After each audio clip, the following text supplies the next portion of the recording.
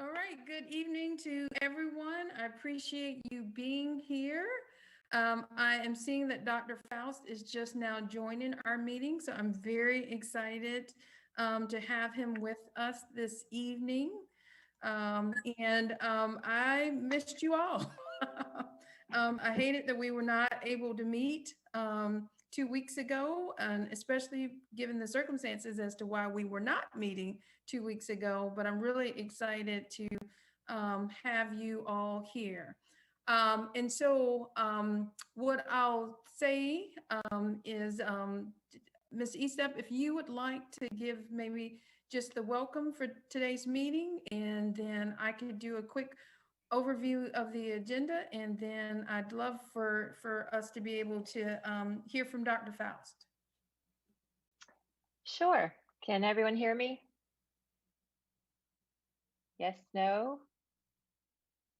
All right. Thank you. Thank you, Anita. Welcome everyone, and thank you for being here, especially today of all days. It's doubly exciting. For many of you, it was the opening day of school.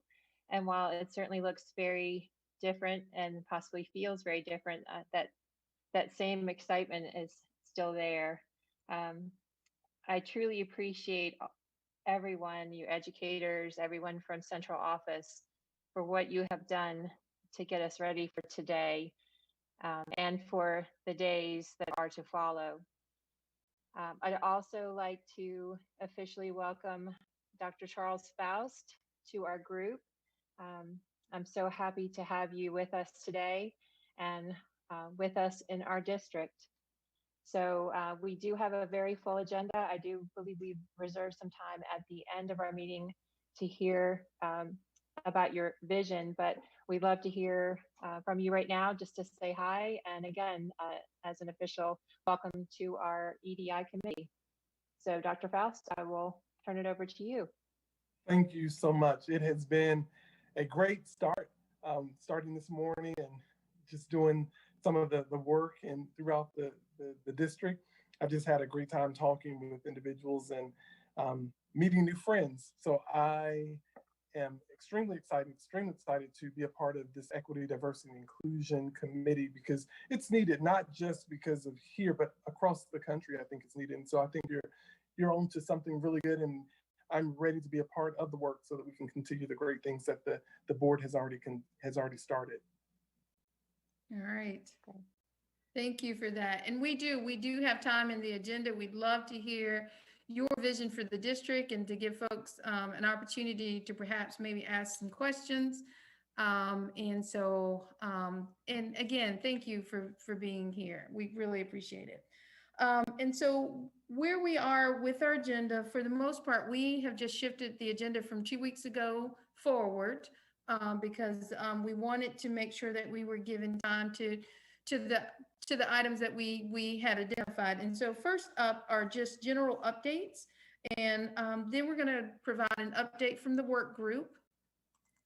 And then from that, our folks who have been working on our website will give you the opportunity to provide us an update in regards to that.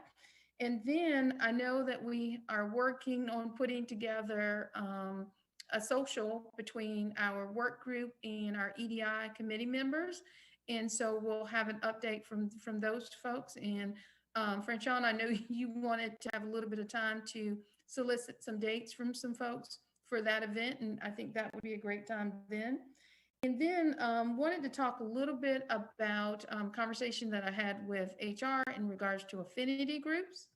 And then Casey, who I don't think is on the call right now, but I think will be on a little bit later, wanted to talk just a little bit about possibly our group hosting a Twitter chat. And I don't know if you've ever participated in one, but they're very exciting. You definitely get to connect with people, definitely within the district, across the state, across the nation, across the world. And you learn a lot. If you've never participated in one, where, I mean, the ideas that get shared are just incredible. And then maybe just a second or two about school opening. Love to hear what you guys have heard just from the first day. I know Tyler was sharing a little bit before the call in regards to his first day experience, but would love to know what you're hearing from the community in regards to first day and school opening. Of course, 2 weeks ago, this would have been a very different conversation than it is going to be tonight. And then really giving Dr. Faust the rest of the time on our agenda, really to, share with us his vision, and then also provide an opportunity to ask just a couple of questions. And so that's our agenda for tonight. Is there anything that we need to change or maybe that we've overlooked? Or or do we think we can go ahead and move forward? All right. All right, so just in terms of the agenda, any updates that weren't listed on the, in terms of the work group or the website or our social, any additional updates? I think 2 weeks ago, we were going to provide you just a little bit of update about Dr.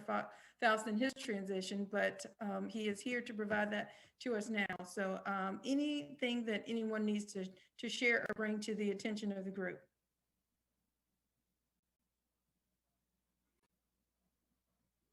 Okay, and then if not, then we'll go ahead and go to our work group updates. And I see Rachel and Caress, and I know Tyler's on the call, and definitely, guys, you can surely chime in. At our last meeting, I think, Tyler, you shared the update from our summer equity enrichment series. Do you want to talk about that just a little bit with E.D.I? Dr. Smith, can I just make a quick suggestion? Yes. Since Dr. Faust is new to our group, as people are speaking this evening, if they could just share their name and where they come from and what is their affiliation with E.D.I. Thank you. I think that is an excellent suggestion. Thank you. So thank you, of course, right before I speak, Stephanie. Yeah, my name is Tyler Shoemate. I'm a 5th grade teacher at Alderman Elementary. And this is my 5th year in New Hanover counties and 5th year in New Hanover County and 9th year overall teaching. So how did I come to the E.D.I board? I came to the E.D.I board, excuse me, my cat is being crazy. Just one second. So I came to, there we go. So I came to the E.D.I board through the E.D.I work group. Very invested in equity work. It's something I've always noticed ever since I've been in education and Title I schools. No matter where you're at, I started in Ash Rocky Mount. You see a huge inequity issue there. And certainly present in New Hanover County schools, just as any other district in North Carolina and across the country.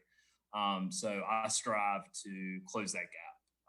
In every which way possible, whether that's in my individual relationships with students and parents, advocating for it in my school, advocating for it as a district. So that's kind of where my interest came in. And yeah, it's a work of the heart for sure. So it's something I enjoy doing. And I've really come to, I guess, find my niche in it. And find a place to put my time and effort and passions outside of teaching. So yeah, a little bit about our summer equity series. I'll kind of catch people up that may not be familiar. So it came in light of what was supposed to be a book club, but the books that we wanted to read, White Fragility and How to Be an Anti-Racist, were not in stock. So of course, we couldn't find them in mass supply and stock at the beginning of summer. So Dr. Smith and I got together and we came up with a 3-part, what we called C's, Summer Equity Enrichment Series. And the 3rd part will actually be this Thursday night. So we are going to look at a New York Times article called Nice White People. Well, actually it's a podcast episode. There's 5 episodes up now, I believe, or 4 episodes of the 5 are up, but we're just gonna look at the first episode. And basically it's about trying to strive as a district and move forward as a district, and what are some of those, because this takes place in New York, but what were some of the barriers that districts face as they work towards equity work and they work towards creating better school environments. and how do we overcome those? So it's just a really big conversation about that. And I think it's important because we're right below the steps that they're at. So how do we improve ourselves as we move forward? How do we anticipate the pushback that we might get? And how do we overcome that pushback? So that'll be Thursday night at 6 p.m. Yeah, 6 p.m. for our equity work group. So I'm really excited. Last time we looked at uncomfortable conversations with a Black man, and Caress did a wonderful job on that. And it was really good collaborating with her and just some of the conversations we had, and to hear from our members within the group and issues that those issues that they faced and their reality that is not my reality as a white person. It's important because, you take those stories and you think about them and how they apply to our everyday lives and how we can do better. So I'm excited for the culmination of it this Thursday. Great. One other update that we've got from our work group is that Brian Jones and Abby Nobles provided an update on their work around students. So we're looking to amplify student voice. I know a lot of times we talk about giving students voice, but they have a voice. It really needs to be around amplifying their voice. And one of our team members actually made a really great suggestion about maybe moving, not necessarily having them write belief statements, but almost legacy statements. And I know since then, Elizabeth Phelps has shared that information with Abby and Brian. So we are looking for an update for that. We also welcomed some new members, Carolyn Brown, Michael Mitchell, Alex Tomlin, Shayla Harpa, Jamila Simmons, and Jonathan Sidbury. And several of those folks are teachers within our district that are teachers of color. And so we were really pleased that they were very interested in being a part of the work group. And how they come is that someone who is a member of the work group will nominate them for membership. Another thing was that Rachel shared the presentation on our workflow. And Rachel, if you don't mind talking just a little bit about your presentation and maybe how it was received. Sure. I did record for anyone who wasn't able to attend, and I got some email responses that people were pretty appreciative.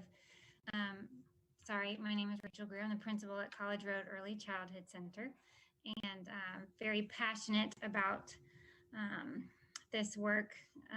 I could echo pretty much what Tyler said about my experiences starting from Title I schools in a county west of here. But desegregating schools would be one of my big passions, in addition to those that he mentioned. So Tyler, Caress, and I serve on the this committee and the work group. And so we were trying to think through a way to kind of have a workflow that makes a lot of sense for both groups, and that would help us kind of optimize people's talents and time, and in essence, divide and conquer in some respects to be able to accomplish goals that we had selected, some long-term and some short. And so I did get some volunteers to lead and join some task forces. So the Student Voice Task Force is pretty full. Educator Retention has 2 people to join in.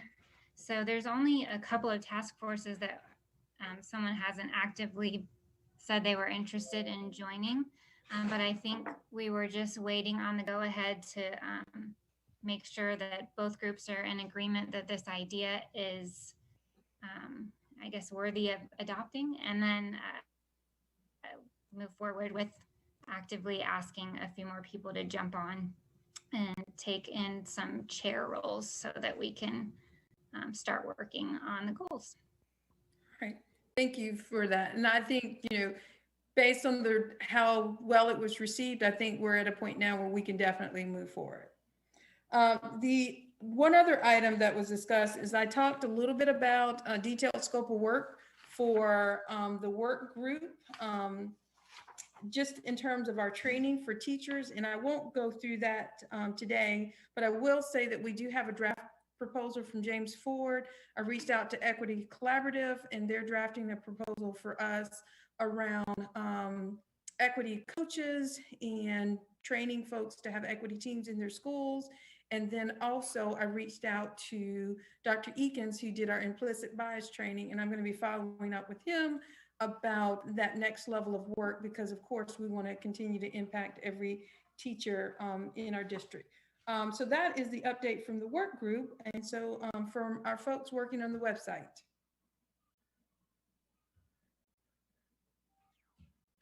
Okay, so my name is Jennifer Turner. I'm one of the community member people in this committee, and I work at New Hanover Regional Medical Center in the medical education, also known as CHEC. And so I do continuing professional development for physicians and dentists as my primary job. And I also work closely with the health equity department and teach a few classes as well about health equity. So that's definitely health and educational equity is a huge part of my life and something I'm very passionate. I think everybody in here can say that that's something they're really passionate about. That's kind of why we're here. But an update on the website, there's not really much to update tonight. I kind of got a little sidetracked with a couple of other projects going on, but we do have our next meeting tentatively scheduled for Thursday this week, where we'll be discussing what information and what resources and information to use for filling out the equity resources link to our new potential website. So that's the next step coming up. All right, thank you. I appreciate that. And so now we'll move down to our work group, E.D.I. Social.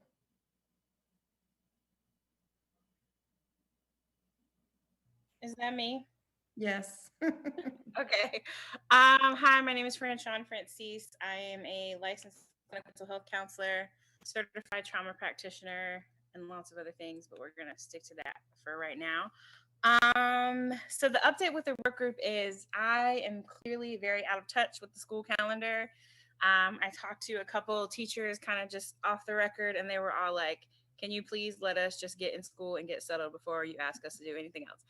And I said, yes, of course, my apologies. So what we're thinking is towards the end of September, in terms of the social, everybody was definitely very interested. Like I said, I just talked to a couple people randomly, and wants to do it and wants to not be centered around like meetings and objectives and things like that and just kind of hang out, which I think is great. And I'm happy to facilitate that. So basically what we're looking at, I was thinking if we could just get a couple ideas of dates after September 14th, I'm going to say, because that's the middle of September. And then I'll send out a doodle to both groups and we'll just go from there. Okay, so do you want people just to share some dates right now? Yeah, if people just want to put them in the chat or throw them out. Yeah, that would be great. Just so we can get an idea. And then, like I said, the final decision will be by everybody via doodle because that's the easiest way.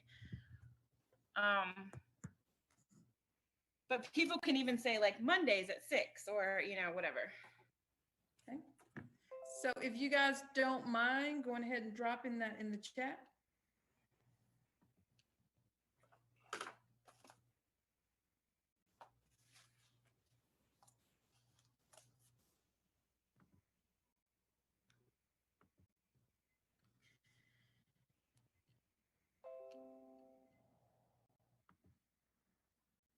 Oh, 21st. Who said that? Okay, good idea, Stephanie.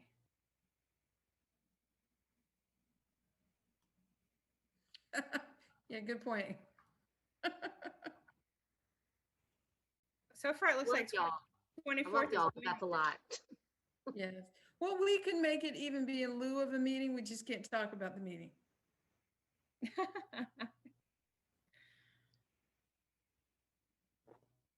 Okay.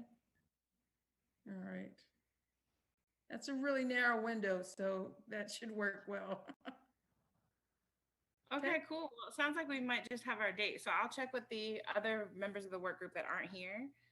Because it looks like we're good to go for that week, at least. So yeah, it will probably be the 22nd or 24th. So in really light pencil, I'm old school and actually use a calendar. So in really light pencil, y'all could write that down. But I'll check with the work group. So it's probably going to be that week at least. Okay, wonderful. All right, thank you. No problem. All right, next on the agenda, we've got Affinity Group. So I think we've had some conversations about how do we bring people together? How do we support? How do we retain the folks that are here? And so I reached out to HR, and I'm sure you guys can understand and appreciate that. We represent diversity, equity, and inclusion. So anything that we want, anything that we do, it's important that it be inclusive. And so the conversation with our HR department has been for them to send out something to all staff and to kind of plant that seed. And then that would allow members of New Henry County Schools to decide, hey, I'd like to establish an affinity group around this topic or this interest or for this group of people. And that way we could have multiple groups working to make folks feel more inclusive within our district and much more valued within our district. So I'd love to have folks' thoughts on having this being driven through human resources, which, I'll plant a seed, no promises, but, if it's something that's sponsored by the district, then maybe there would be even some opportunities to support it with some funding or at least some kinds of resources as well. But would love your thoughts on the idea of the Human Resources Department sending something out to all staff so that we could create these affinity groups within the district. And then of course we can invite people outside the district, but it would be a district employee that would be kind of anchoring this. So thoughts? So this is Sean Lamb. I'm a community member also. I work for GE and I do a fair amount of work with equity and STEM. I'm an engineering manager. So obviously that's kind of an underrepresented field for women. And then disabilities. I have a son with a disability as well. So those are my motivations for, working towards equitable access for all. I was just going to pipe in when we send out communications at my work, I think it could be a good idea to make clear that it's open to allies as well. Like anybody who just wants to further the cause is very welcome to participate in some of our professional development events that our affinity groups put on. And so we try to make that clear in our correspondences that you don't necessarily have to be a member of that community, but just, want to share in kind of the cause of equity in general. So that could be a good thing to keep in mind during communications, the initial communications especially. Thank you for that, Sean. I appreciate it. That's really good insight, Sean. Dr. Stephanie Adams, board member. You're a little bit hard to hear, Ms. Adams. Oh, hard to hear? Much better. Much better? Okay. I think it's great to have HR anchor it. My question would be, are they coming up with the guidelines of how the affinity groups are structured, or does that come from somewhere else? And the reason I'm asking is, let's say someone says, I want to have an affinity group with people that love Dancing with the Stars. I mean, what is the barrier of, I really like this and I want to start a group in the system versus this is an area that we really need to talk about and how this is going to benefit children and our staff.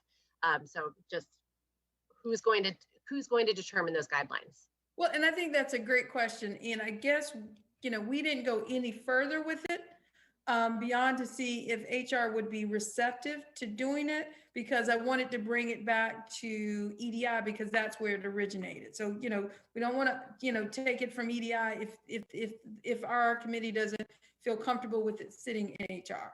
So, you know, based on your example, I think we would definitely be setting some parameters now. And of course, this is not my wheelhouse, but I'm sure we've got some folks in HR who either, you know, could do the research or could connect with some folks to support them in that. But yeah, but very point well taken. Yeah, I was going to kind of say what Stephanie said, and I was going to take it maybe a step further. I would really like for us to, and when I say us, I mean because there's others in this group that are far more capable, really draft the language that goes behind it, like defining what an affinity group is. So, like Stephanie said, you know, we make sure that's clear that you know there's certain marginalized groups or underrepresented groups or under advocated groups within our district, to make sure that they feel supported as well. So I think just making sure that, like we said, it starts here, so the language is correct, and that there are people that may be fitted to one of these affinity groups or would like to help lead one of these affinity groups as a district employee, that could really help maybe catch something that may be a misgiven or catch something that may be taken the wrong way, to make sure that we're authentic about it and genuine about it, and to make sure that everyone feels included. So, yeah. So Tyler, that sounds like an action step. Cherry, if you don't mind recording that, and what we can do is we can send out a correspondence to our group as a whole, as to who might want to lead that work. I know it kind of originated with some folks, but since it's evolved a little bit, I don't want to make any assumptions that folks still want to, you know, do this. So I'll send out something and ask and get the response, and then bring together those who would be interested in working to draft that language that we would then share with our human resources. Right. Yeah, I definitely think housing within HR is a great idea. Just, you know, I think it'd be good for us, like I said, to kind of come up with the language with it, collaborating with someone in HR. Yeah, I agree. Thank you. Do we have a champion in HR yet, or someone that we know would be our direct contact, or is it just as a whole HR has said, yes, this is something that we would be interested in? So I spoke specifically to Mr. Manzo, but of course, you know, he's going to be transitioning at some point. Right. But I also think that Debbie Trafton, who's, you know, sits on our, they're running together now, our work group, would also be someone who would be very much a supporter of this. But I think, you know, this is something we want to do well. And I know that we are planning some new hires in human resources. And so I think there's definitely some opportunities there, though. Great. And especially with Debbie's experience with rehab, with that programming, I think that she's a good place to start, and then we can go from there as this develops. Yeah. Okay. Hey, Dr. Smith. Hey. Hey. I was on earlier, just on my phone. So I wanted to bring up the video Franchon and I had gone ahead and recorded. We just sent it to you, I think, just yesterday, maybe included Tyler and a couple of the other co-chairs from the retention task force, Elizabeth and Christy. So you know, it might be that video is not necessarily like useful at this point, but we certainly took some time to think about the language that we included, and we were intentional about referencing historically maybe underserved populations of adult employees, and that general idea of inclusivity for our district, for people to, you know, be themselves, feel like they can be who they are, and be with people like that. But I like the point that Sean brought up about the ally, which I would use the word accomplice. Take it up a step, but I like that idea. That's important to include. Of course, you have to be careful though, because you don't want everyone's voices to be the allies and not the people who need that support. So I just to reference that we had that in case that can be of use to anyone. And I don't know if Franchon has anything she wants to add about that.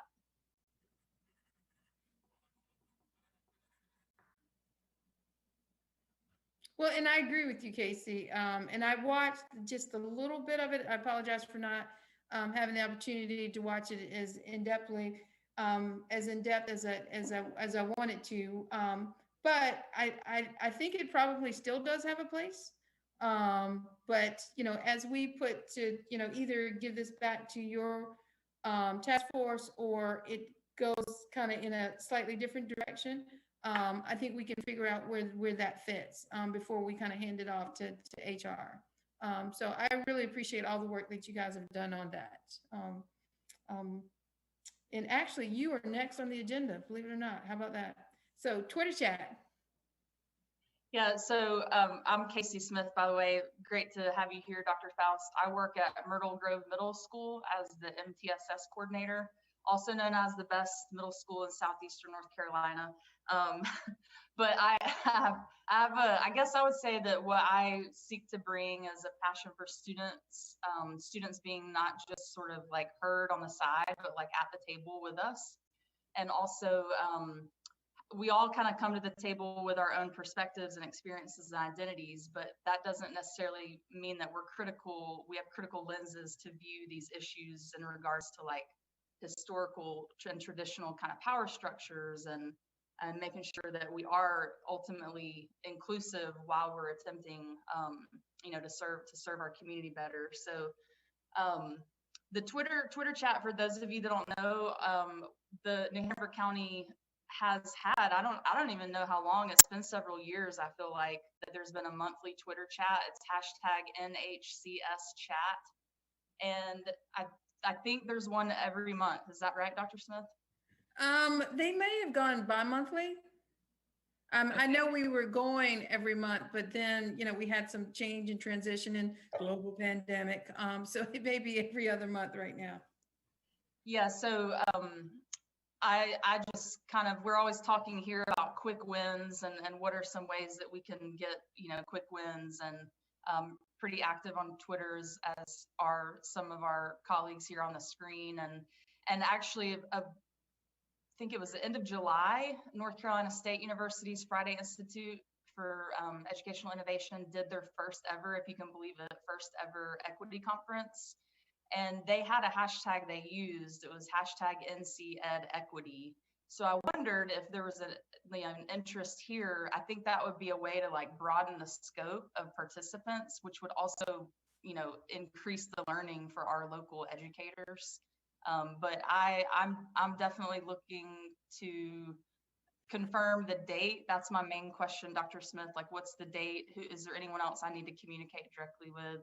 And who else might be willing to kind of co-host and kind of co-moderate that? So I will get you the date.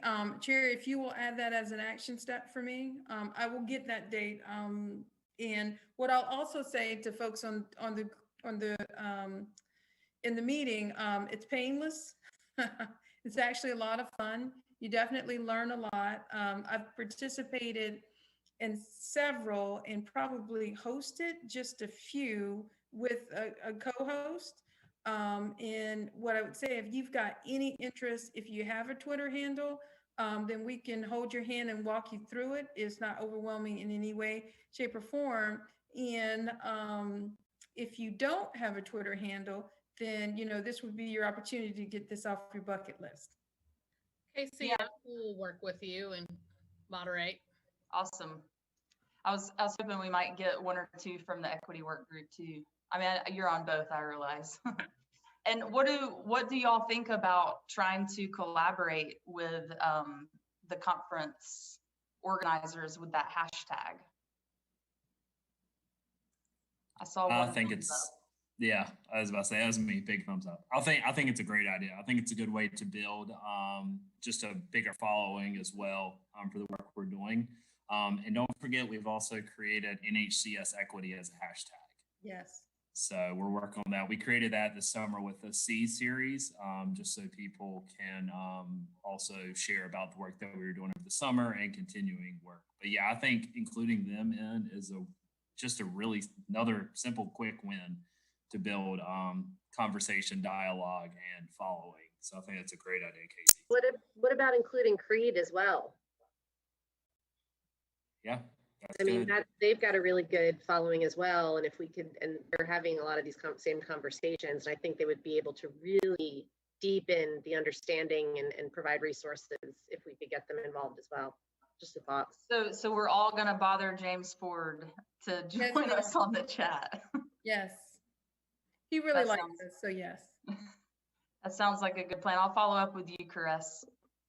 And then Andy made a comment about a slow chat, and I've seen those, but I'm not really participated in the slow chats. But I know that they're out there as well, so that's another option for us. Yeah, that's a Um, really great point. I think we could go even from the initial one and then maintain a slow one after that. Yeah. So the next to the last item on the agenda, and again, I want to give as much time as we can to Dr. Faust, is just school opening. So today was a day for quite a few folks. And I know I see it from my perspective, the emails I get, the calls that I receive, the principals that I talk to, and the folks that I get to support. But I'm really interested in any feedback that maybe from your perspective, just in terms of our school opening.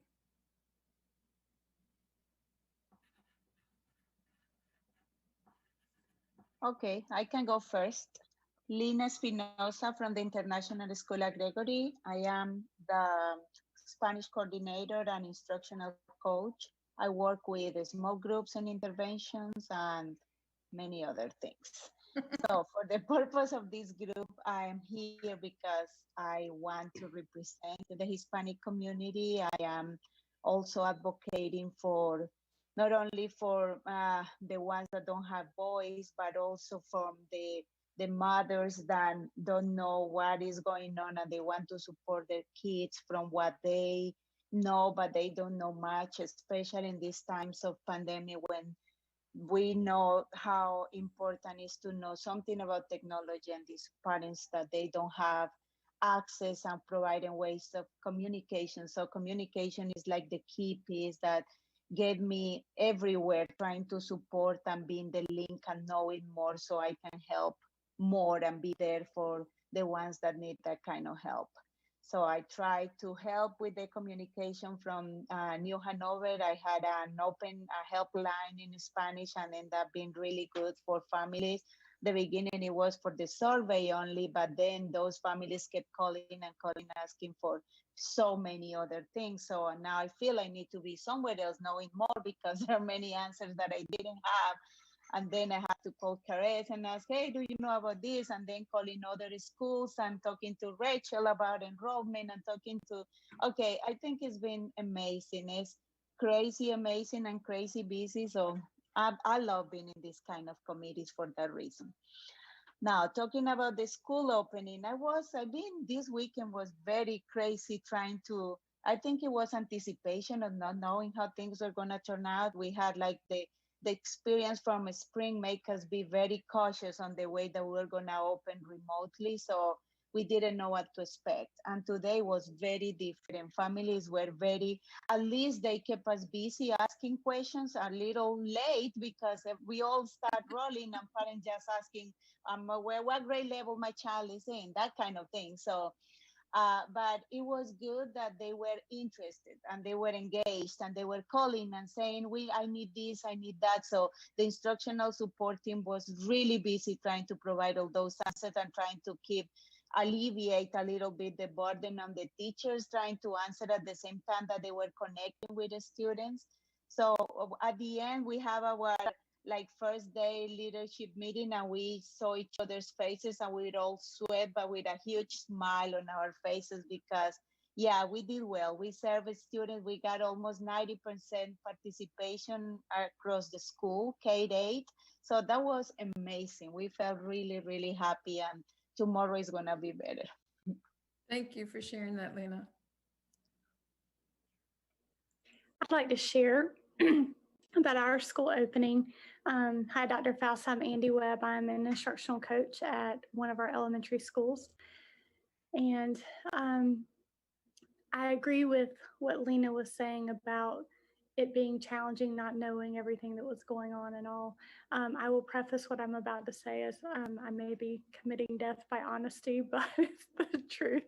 It has been extremely challenging. This is my 22nd year in education, and this past week was probably the hardest school opening. that we've ever had. Even Stephanie on our board was helping pack learning bags last week. Thank goodness she was there.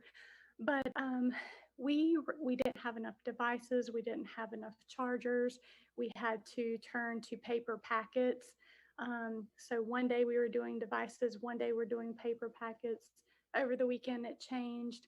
We weren't able to start this today with doing lessons online. One of my biggest concerns throughout all of this has been equity.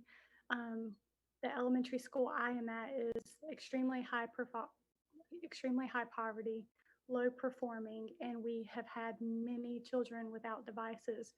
It's different now than it was in the spring because parents could choose to have paper packets, but they're not choosing it this time. We had paper packet distribution on Friday. We had families walking up because they didn't have cars to drive, didn't speak English. We had to have translators and just felt like we honestly weren't really meeting the needs of all of our families. Definitely not how we would like to start the year off. And the families have been so gracious. Every time we've asked them to come, we've immediately started with apologizing, and they have been so good for the most part. But our teachers are really bearing the brunt of it. And I can't tell you how many tears, how many frustrations we've had. And we have a lot of beginning teachers, and definitely not the most ideal way to start out for a beginning teacher.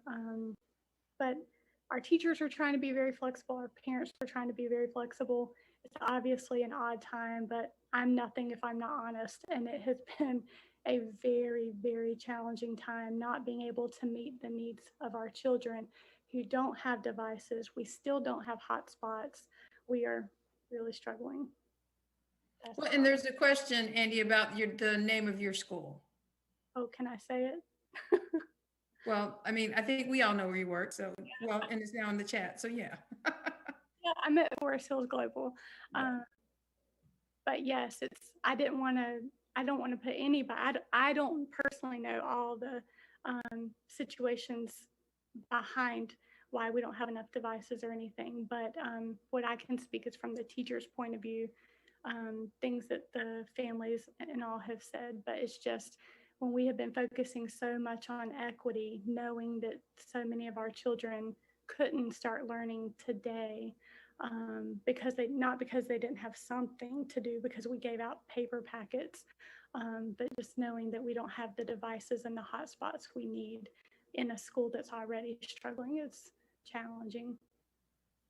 Thank you for that, Andy. I appreciate your honesty. And I think, again, only through, that honest reflection can we work on those areas that we need to do better. And it really, truly is about providing that equitable opportunity for all of our students and all of our families. Thank you, Dr. Smith.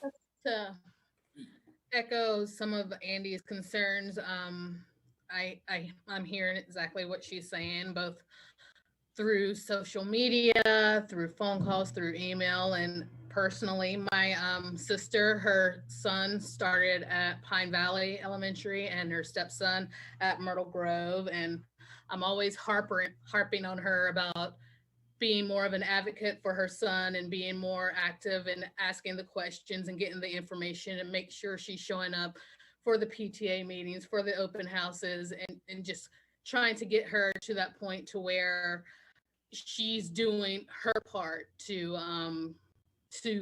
advocate for her children. So they go to both of the open houses, and they are told that the devices are out. It was first come, first serve.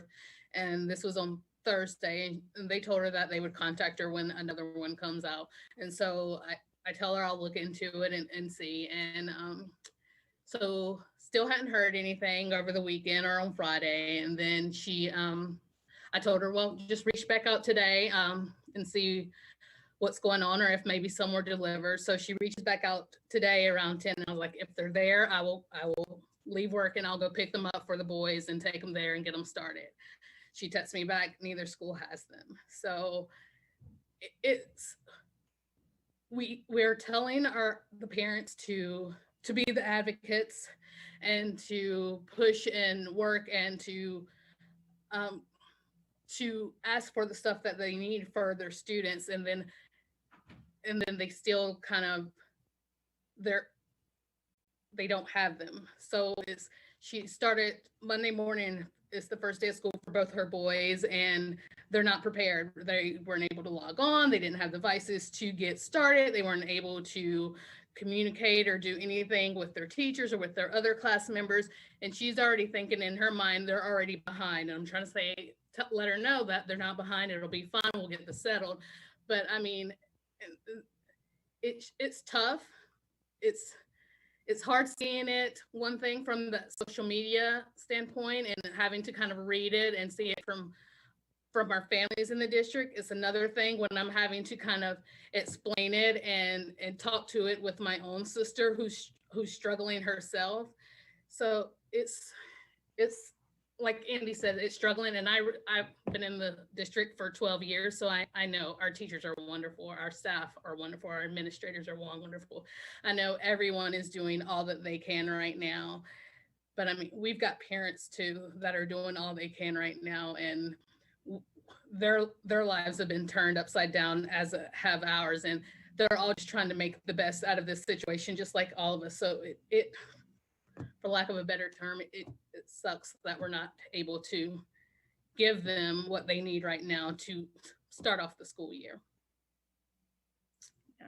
And thank you for that, Caress. And you know, I can definitely hear the pain in your voice. And you know, and sometimes it's it's hard when it's our own children, but it's definitely just we share those same feelings when it's members of our family as well. Anyone else would like to share? I'll chime in. I think one thing that's become very evident to me ever since looking at school closure in March, I'm a classroom teacher. So, I get assigned a homeroom. I get assigned, students that I've never met before. So I'm definitely going to start with some things that we can improve on. Then I'll start with some things that I think that we can do digitally to really help our kids. But first of all, I think one of the biggest steps we need to start moving towards as a district and as a school board is one-to-one technology. I think it's got to be a priority because if we're not moving there, this is something that's not going to disappear. There's going to be something else where students are going to have to be home. And we need to be able to rely on technology for them to be able to learn. So that's become really evident to me and something I have certainly noticed and really had in my mind ever since March. But also, not only do people need technology, we need to teach them how to use it. I think one of the biggest things that would have helped today and I bet this is something anyone that works directly in a school would certainly agree with, Lena, Casey, and Andy, and anyone else I'm leaving out, I'm trying to make sure, is that if we could go ahead and get students logged onto these programs over teach parents how to utilize things like Seesaw, Google Classroom, all these learning platforms, Canva, and go ahead and get them to figure out how to log on beforehand, by teaching our students during the regular school year, I think we'd be in a much better position. Just because I think we would be able to have started today with students knowing how to access Zoom, students knowing how to access Google. That might look like parent, parking lot meetings to preserve social distancing. I'm not even exactly sure what it would look like, but just thinking, because I feel like today I was Geek Squad. I feel like that was about 45 to 50% of my day, which is fine. Teachers wear many hats, but I spend the most of my day getting parents connected to Google Classroom to show them how to help their students access it. This morning when I held my morning meetings, I did screen share to show them, to show the students how to access, and had a mock student account to show them how to get into their accounts.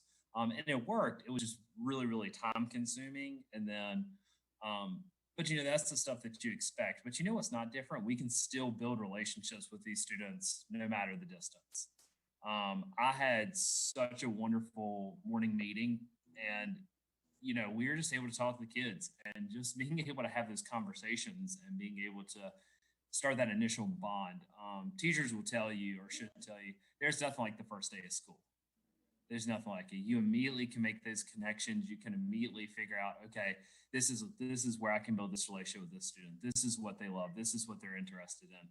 And that didn't disappear. We still had that. Yeah, we had it on Zoom. No, we didn't have the high fives. No, we didn't have the side hugs. No, we didn't have the, I'm ready for you to have another great year. Or, hey, I'm ready for you to have a better year. None of that. But still, like, it's just, we can still have that connection. I don't know. I felt that spark this morning. And that was good because I was a little bit nervous about that. So that's really good. I feel like at our school, we make a hot mess look good. It's about the best way I can say it. I feel like we did pretty well, but we definitely have issues with technology, and we're small. We're the smallest district, or the smallest school in New Hanover County, and we still had issues with the technology. So if you're larger schools, I feel for you guys because it was hard for me to look at. How can we possibly discuss equity when we don't even really have equality? And you certainly can't have equity if you don't have equality to begin with. If we don't have if we don't have adequate resources, at each one of our schools, then we can't even get started on the conversation of equity yet. So I guess that would be my next action step is how do we start looking at approaching, and I know this has come up before because it's in every district, but how do we start working towards one-to-one technology? Mm-hmm. So I agree. And I would say Andy's comment, I would please reiterate, I would love to see one-to-one for staff too, including teacher assistants. Ours are really committed to supporting online learning, and they struggle with devices and they need more training on how to use those devices. And so I would say that I have been tech support for a good week and a half now, just showing them the new apps that we're using this year versus the ones that they got really comfortable with last year because they're different now. And I think one of the real challenges for our staff was learning how to use Canvas in order to learn how to use Seesaw. So they've got to navigate a management system they don't know to learn a management system they don't know. And I had staff in tears because they want to be perfect and they want to do a really great job.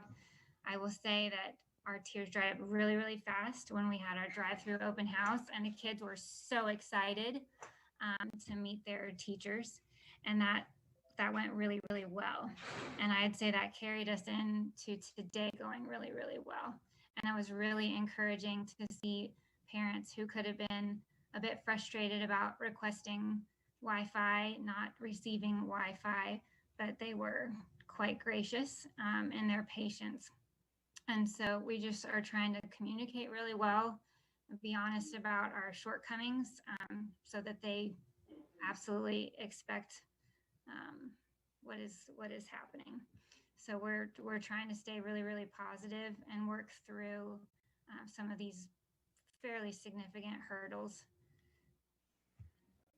Well, I was going to say, go ahead, Dr. Smith. No, I was going to close it out, so I don't want to cut you off. No.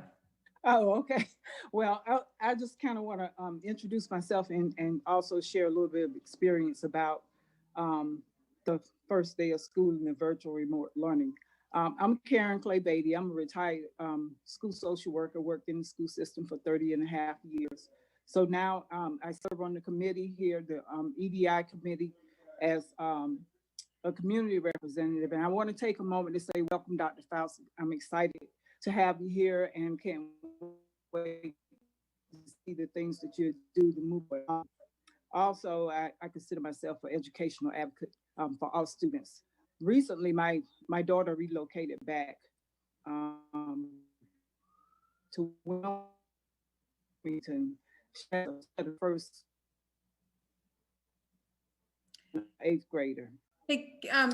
So Karen. to get off, listening to talk about her, and I'm thinking, yes. Hey, your video is, I think if you cut your video off, because your internet connection is kind of going out.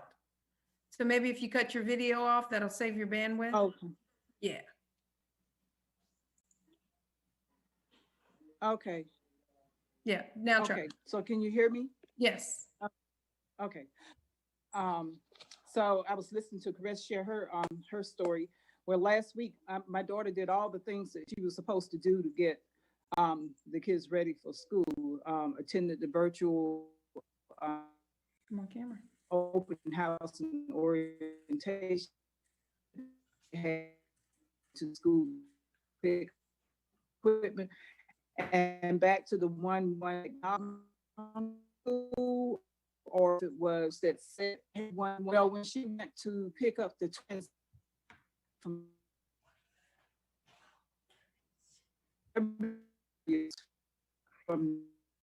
school,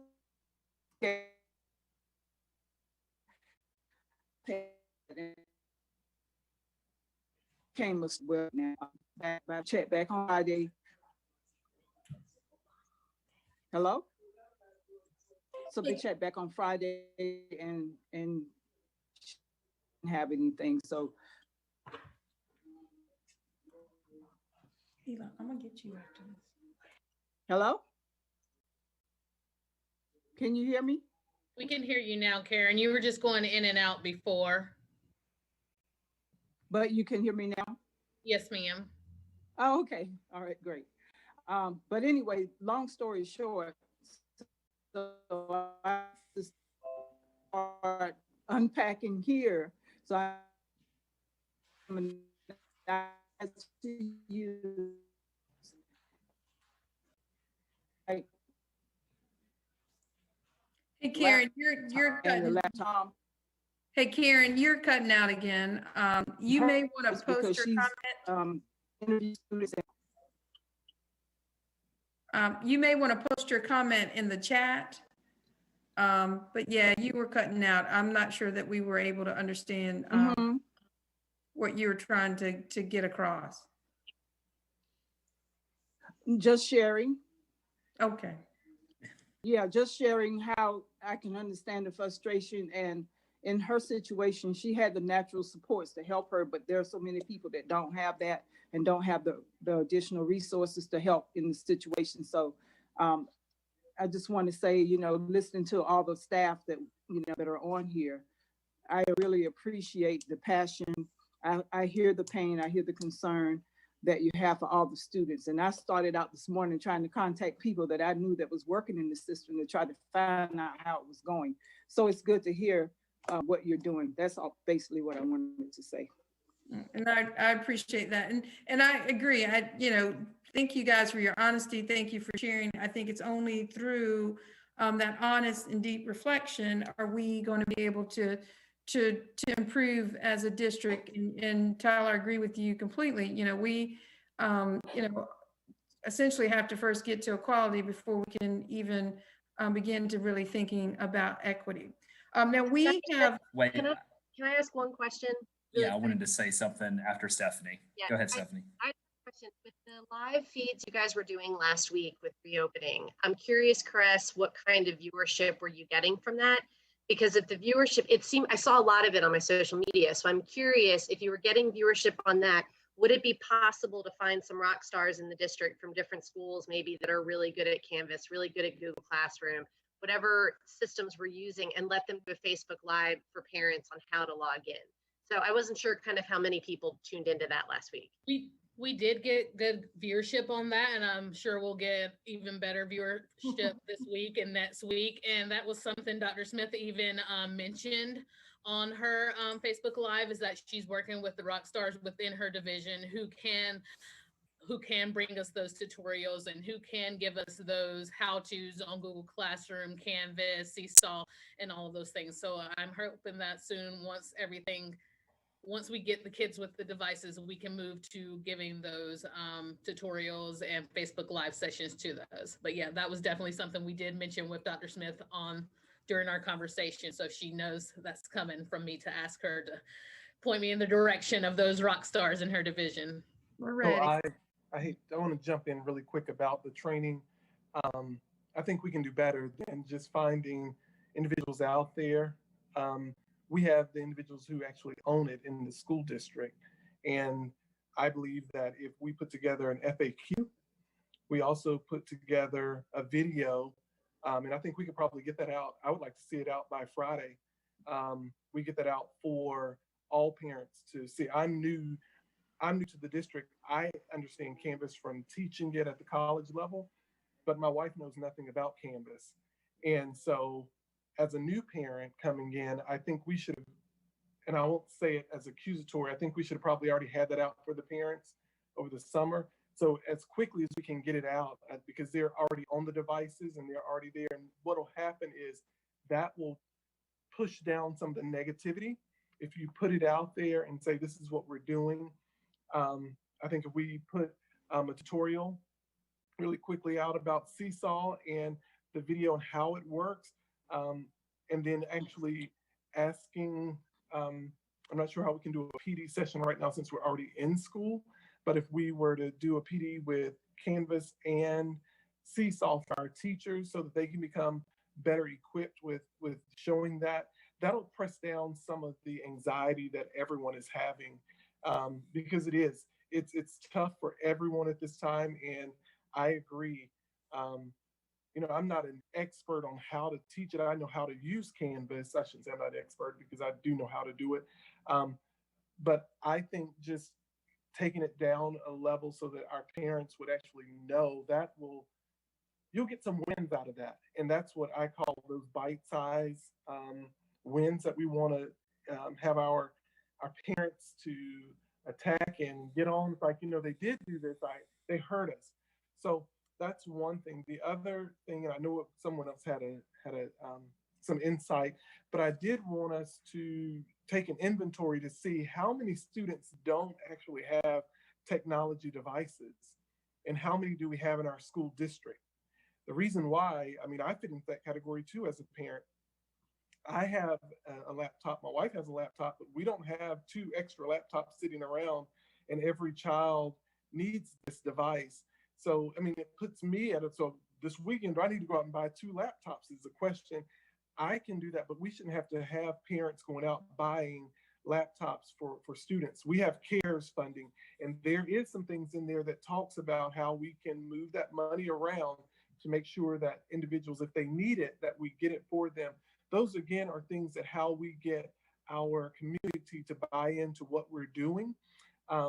It's very important for us to literally listen to our folks and see what is the primary issue. And I think what the issue right now is technological devices. At our title schools, we need to look and see if they don't have what's the network, where they can log on to Wi-Fi, the devices. How many kids don't have access to that? Probably need to find that out, and what we need to do if we can use phones as if they can use their own phone as a hotspot, can they? Or what are some other things that we can do? I'm sure there are some companies that are out there. I know that we use Sprint, and there's a Million Men or Million Child Devices, something they gave high school students, and all they had to do was say that I don't have access, and that was enough for them to give them access to a Sprint device. There are things out there. We just need to tap into it. We need to look at our businesses, the local businesses, and seeing if Verizon would be willing to sponsor a school or so with some hotspots. Those are some other things, but I'll stop there. But I do want us to have by Friday, if we can create those videos for our parents so that they come in and that they can see those. I think that's important. And also for our teachers, because if we didn't do the PD for our teachers, then that's putting them at a lower disadvantage.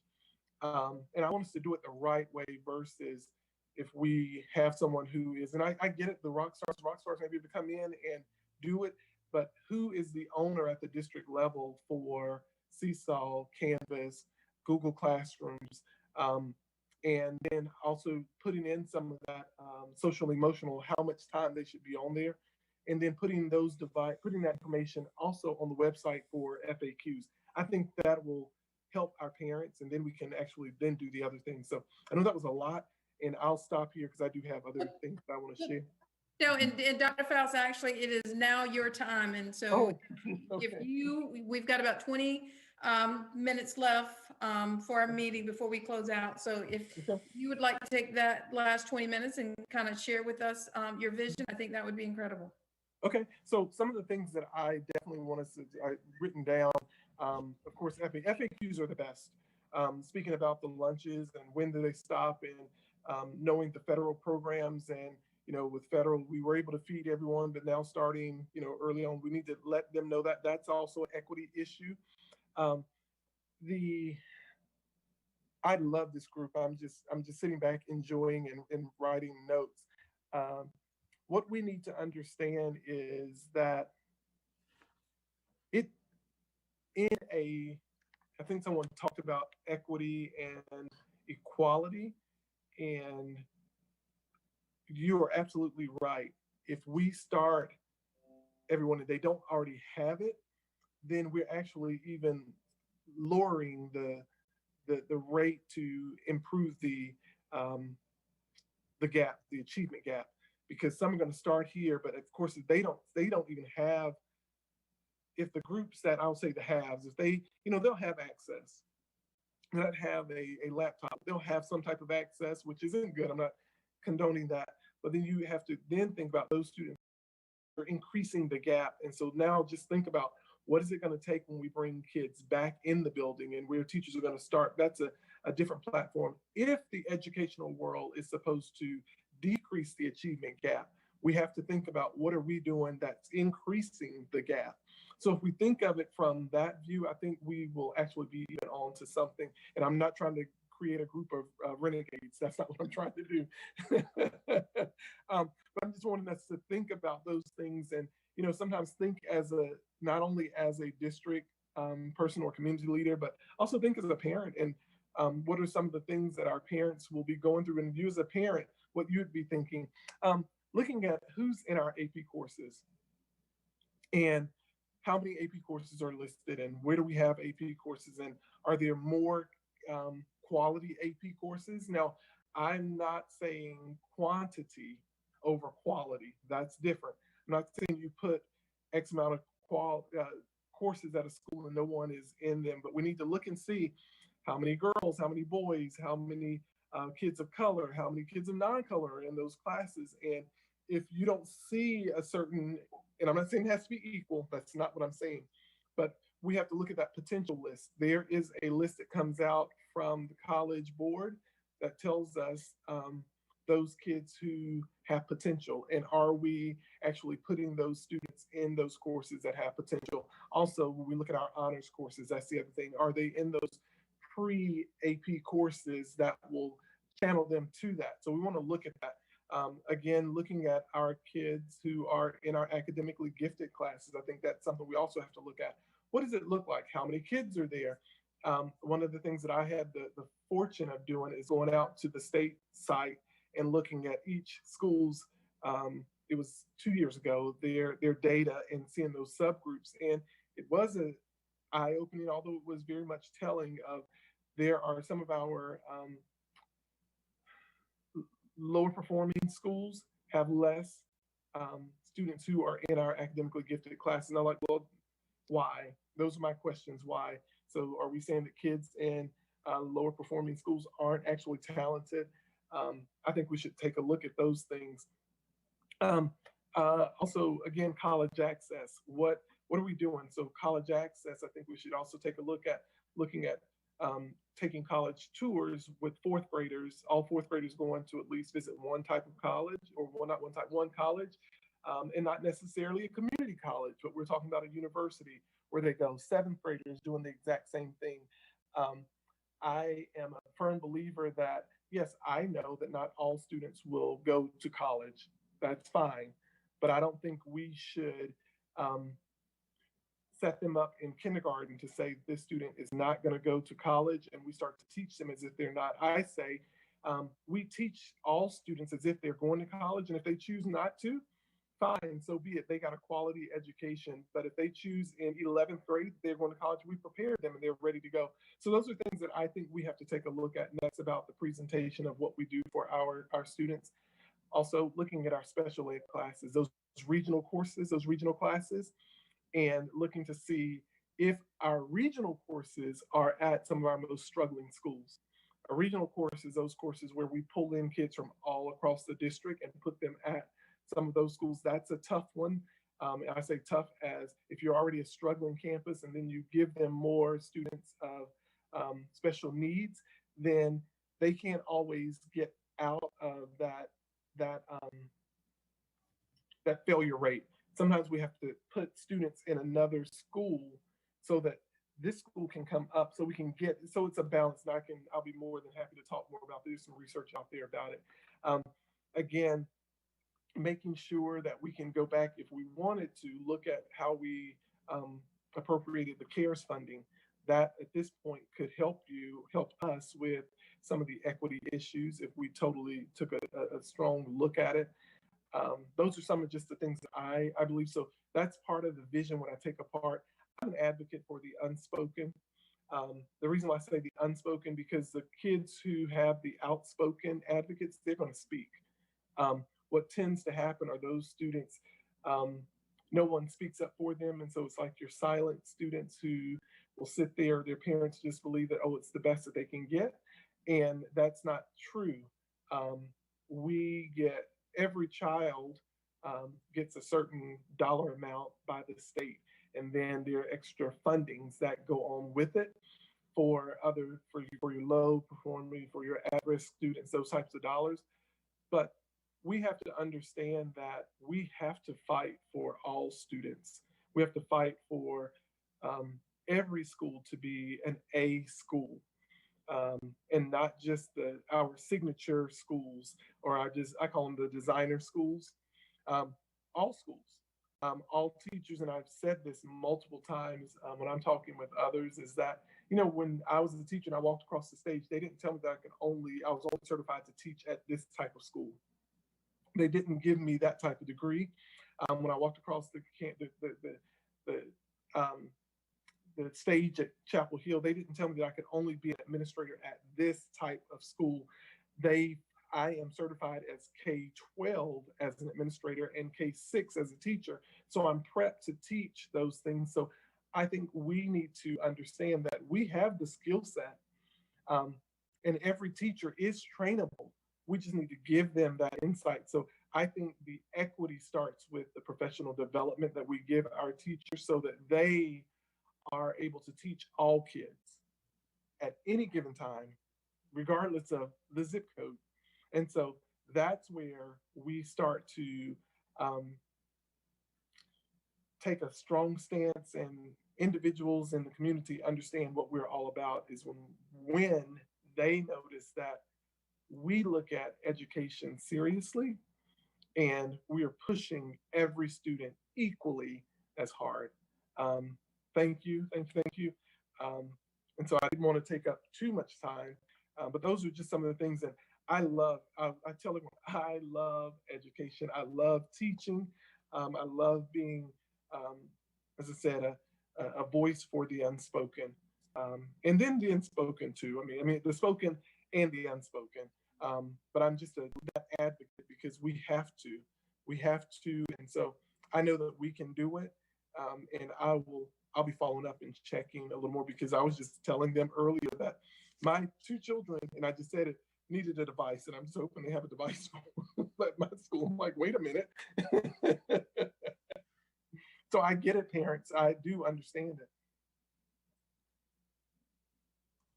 All right, thank you, Dr. Faust. I really appreciate you sharing that vision with us, and I very much agree.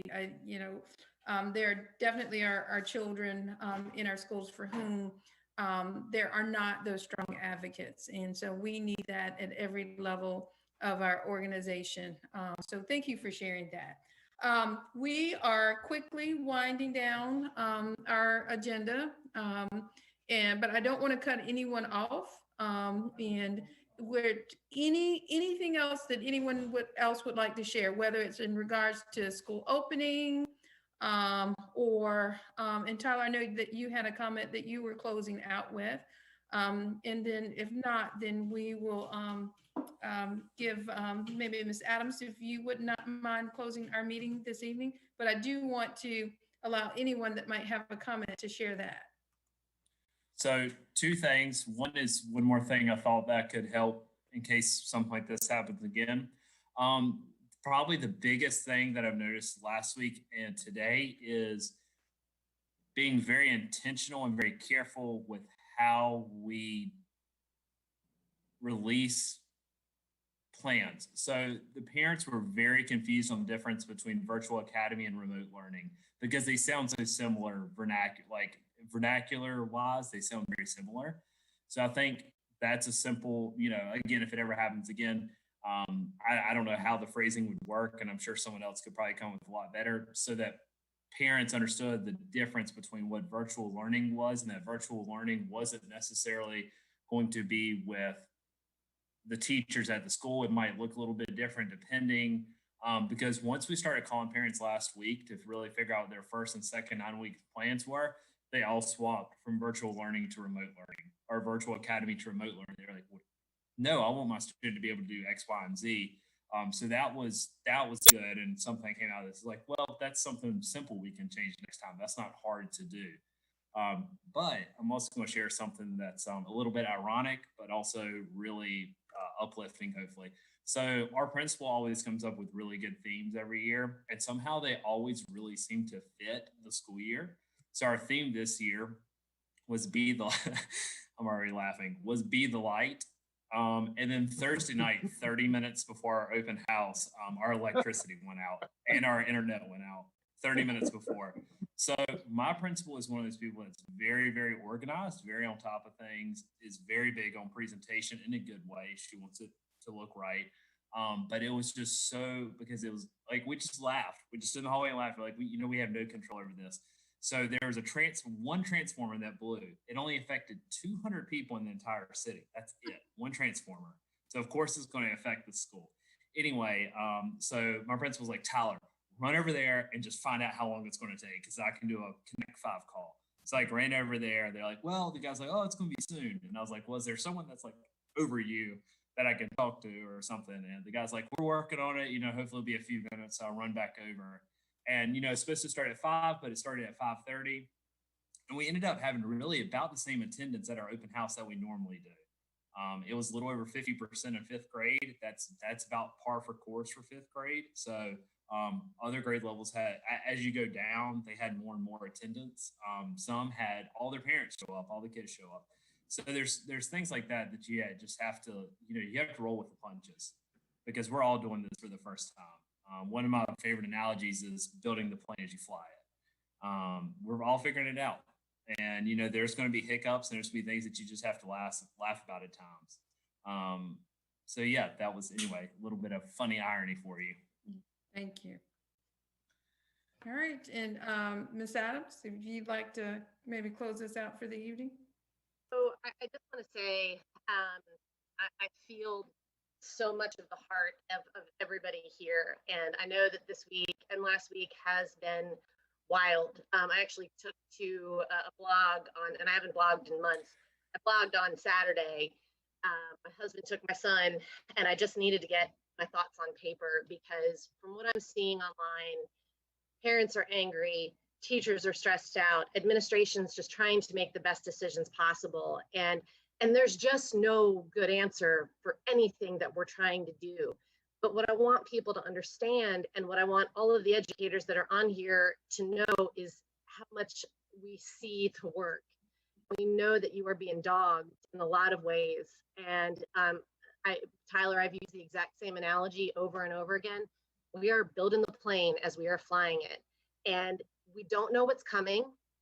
All we can do is be patient with each other. We can be kind to each other. We need to over communicate as much as we possibly can. And this group this year specifically is going to be so important, because equity is going to come into play in so many aspects from a technological standpoint.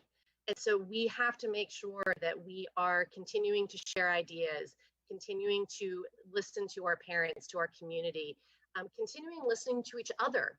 You're all encountering different things every day. All of our schools look a little bit different. We have a different culture. But I 100% believe we're getting through this only together. And that includes the community. That includes our schools, that includes our parents, it includes our leadership. We really need each other. We need to lift each other up. I appreciate every single face that is in this meeting. You are amazing. And we are going to get through this. To the parents, today was my first day. We rocked it out, sort of, kind of. I don't know. I taught in slippers. It was great. But we're going to do this. So just, you know, let's lean on each other. Let's rely on each other. Let's continue being honest, because honesty is the only way that we're going to get to move forward. Dr. Faust, we cannot wait to give you the ship and let you start steering it. Very excited for what's coming. And just, guys, just thank you for everything that you're doing. Don't give up. We're going to get through this. All right. Well, thank you so very much. I appreciate those words of encouragement. I too had a sixth grader that started today. He had a very different experience. We had a very positive one, but I was at work, which might have helped with that being very positive. So he wasn't stressed out by my stress. But I truly appreciate you all taking the time, Dr. Faust especially. I know you had a full agenda today, and then to spend this time with us this evening means a great deal. And we appreciate your vision, and we look forward to your leadership. So with that said, hope everyone has a great night. I actually have a Zoom call to jump on at 6:30 for my child's school. So I'll be transitioning quickly. Can I add one thing? Yes. Sorry. I did want to add, I saw a few comments on the chat about, and I think we mentioned a couple of times that there are some limitations being placed on devices per household. And I do want to let everyone know, I did check with technology. And for those of you that have experienced that, please know that that is not a system-wide limitation. So for you parents who are on here, if that has been told to you, please check with your principals again. That is not a district mandate. That may just have been put into place temporarily because apparently it seems like we have been short on devices, but we will, we are making the commitment that for every student that needs a device, they will get a device. So please check again with your principals. We just entered into a contract last week with AT&T for hotspots. So those hotspots are coming. And so, as Ms. Adams said, we will get through this together with hopefully some grace and patience. But that is not a district-wide mandate that we are limiting the number of devices per household. So please, again, check with your principal. So I just want to add that. So sorry. No, and thank you. And another pivot is that we're now going to do laptops for 4th and 5th graders. So for all of those students who did not get iPads, who are in the elementary school, we will be issuing those for them. I saw that email come out today. And actually, I think at Forest Hills, our assistant superintendent for technology was actually out there Saturday working to support that initiative, I think specifically for Forest Hills. But guys, thank you again. I appreciate all the work you do and the time that you give to this. I look forward to this meeting in this time. And I hope everyone has a great night. Thank you.